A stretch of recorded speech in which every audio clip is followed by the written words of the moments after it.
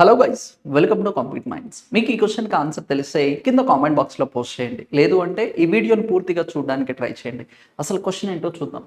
The theme of 11th governing council meeting NITI Aayog was అంటున్నారు. నీతి ఆయోగ్కి సంబంధించిన 11వ పాలక మండలి సమావేశం యొక్క ఇతివృత్తం ఏంటి అంటున్నారు. రీసెంట్గా 11th June 2026 వచ్చేసి మనకి చెప్పుకోవాలి అంటే నీతి ఆయోగ్కి సంబంధించిన 11th గవర్నింగ్ కౌన్సిల్ మీటింగ్ అనేది కండక్ట్ చేయడం అయితే సరే.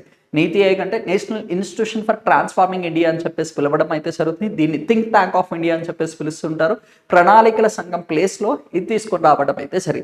12వ పంచవర్ష ప్రణాళికల మధ్యలో ఆపేసి 1 January 2015 దగ్గర నుంచి నీతి ఆయోగ్ ఇంప్లిమెంట్ చేశారు. 8 February 2015లో ఫస్ట్ నీతి ఆయోగ్కి సంబంధించిన గవర్నింగ్ కౌన్సిల్ మీటింగ్ అనేది కండక్ట్ చేశారు. ఈ 2026 సంవత్సరానికి సంబంధించి 11వది 11th June రోజు కండక్ట్ చేశారు. ఎక్కడ అని అడిగితే రాష్ట్రపతి భవన్కి సంబంధించిన కల్చరల్ సెంటర్లో కండక్ట్ చేయడం అయితే జరిగింది.